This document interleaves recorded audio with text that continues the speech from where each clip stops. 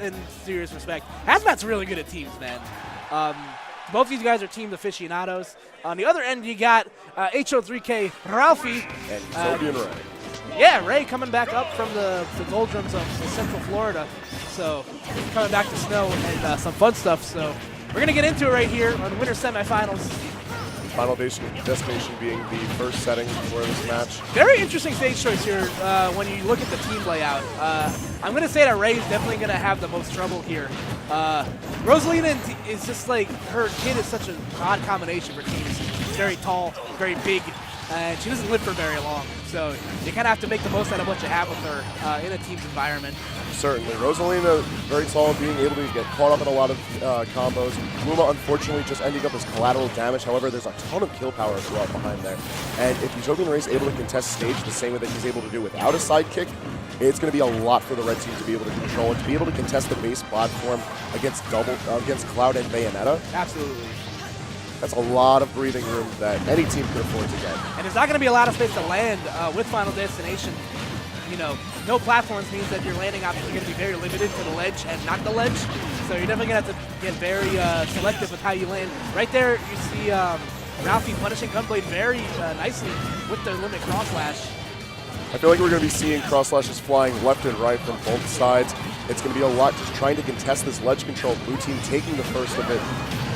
But Ralphie quickly contesting it, trying to clear the way for Utopian Ray. Dash attacks clearing the way as they try to even things up. Yeah, 153 on that first stock right there. HazMatt doing the good job of the very zone-heavy stock tank, you know, just kind of floating around doing Bayonetta stuff. Bayonetta and Teams Miana just get away with whatever she wants. She's such a unique character in Teams because she wants to have her own combo game. She doesn't like to play well with others. But because of that, makes her an excellent stock tank and an excellent disruptor. If Gunblade ends up getting caught in a lot of action, bullet climax or stray back air and nair can clean up the shop really well for Blue Team. You see right now, Gunblade on his last stock right here. The red team just continuing to apply this pressure. Gunblade hasn't really been able to touch center stage for like the last 2 or 3 ledge exchanges. I mean, finally going to be able to get back. You got 2.5 versus 2 for red team. It's going to be easy for them to at least contest center stage often, if not control it well. Ooh, good regular get up to disrupt the limit cross slash right there. Definitely saving HazMatt's hide right there. It's still going to be difficult for him to come down. One feature of Blue Team that makes things particularly difficult here on Final Destination is Bayonetta and Cloud landing upon Cloud and Rosalina. Yes, while Cloud has difficulty with Cloud itself, Rosalina has no issue with being able to juggle these characters into the air. You see right there the immediate 2-for-1 stock right there. You know, HazMatt and Gunblade were able to get the job done, but that down smash at the ledge is going to take HazMatt's last stock, so Gunblade going to be forced to do a 2v1. Or the 2.5 v1, if you may, with Luma. All right. Yeah, there's nothing you can do about this, man. You got to take your lumps. Oh, but they can whip it. Still give Gunblade a little bit of room to breathe. You see Ray missing the footstool once again. Now Gunblade has limit on deck, so you know, he's not going to be able to get gimped for free here, but he's definitely going to have to work a little bit harder than he'd like to. Forward for the finishing touch, though, not going to matter. Yeah, even with having the ability to recover, you can't really recover from that. Yeah. It's the classic. It's a 2v1. You should like 9 times out of 10, you should always win a 2v1. Right. And the way the 2v1 was even set up, it's like Gunblade would have had to like move heaven and earth just to be able to, you know, give himself a chance in that. And unfortunately, didn't exactly work out that way. Even at that, getting down the 2v1 or rather boiling down to a 1v1 across all of these players, it's going to be a very difficult situation. On Blue Team's half, you leave HazMatt alone. Now you have to deal with Bayonetta, who she doesn't have to worry about protecting a teammate. She's someone who could just camp at the ledge, wait for them to make a mistake, and then potentially blow up a stock. Leave Gunblade alone. Now you have a Cloud to deal with. Cloud able to contest Rosalina Luma's control by popping Luma very well, and Cloud, of course, infamously good against himself. Yeah. Same, of course. It's really funny how that works out. It's like you try to say it's a 50-50 because it's the character against his own tools, but it's like the it's like the Spider-Man looking at Spider-Man meme. It's just like, you know exactly what I'm going to do, but I know exactly what you're going to do. Strange, isn't it? All right, so we're going to get the stage change here. What do you think of the stage change? Pick the Final Destination as HazMatt just gets opened up right there in the early going. So moving away from Final Destinations, at least going to give a lot more of an opportunity for blue team to contest the space.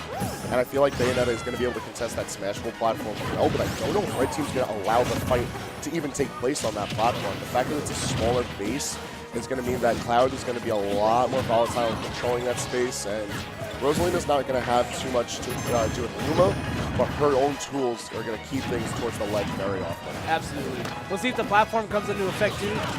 With a character like Cloud, whose recovery it's very, leaves more to be desired without limit, as HazMatt and Gunblade going to both lose those stocks in pretty quick succession right there.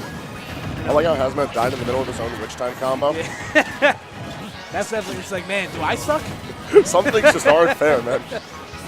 All's fair in love and smash though, man.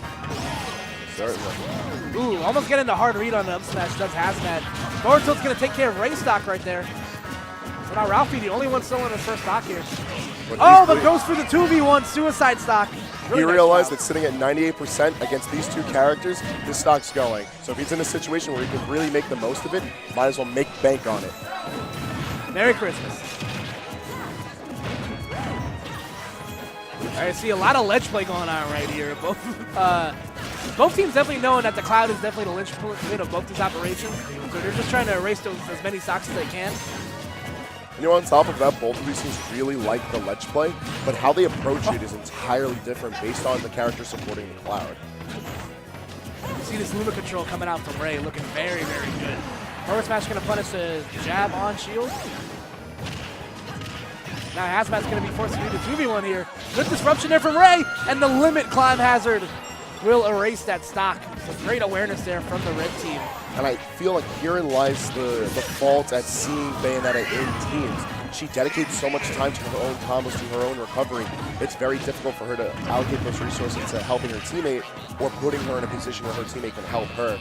There's no way Gunblade was going to be able to crawl up into the ceiling to be able to assist her from getting blown up in the middle of her own combo. All right, so now HazMatt's going to be forced to do a 2v1 here. Oh, does he have enough steam to get back to the ledge? For a second, it looked like he was going to get back there. Again, trying to go for the cross slash into the footstool. Bayonetta going to be a little bit trickier to catch than Bayonetta. Going to try to go for a 2v1 combo right there. Not going to get it. I don't really agree with Red Team trying to go off stage against HazMatt in this instance, just because, as we saw, Luma just getting exposed by Witch Twist, sending it off. The knockback's enough to put it into the free fall. Ooh. What's happening here? All right. I was going to say something about blue team possibly getting a bit disorganized by HazMatt staying alone, but clearly not. She's a pinball wizard. And as the red team will move on into winners finals. So New York, the combination of New York, taking out a combination of Massachusetts and New Jersey. I got to say, despite how many bodies are in the room, doubles is actually going rather swiftly this season. I'm impressed, man. Yeah, this is a great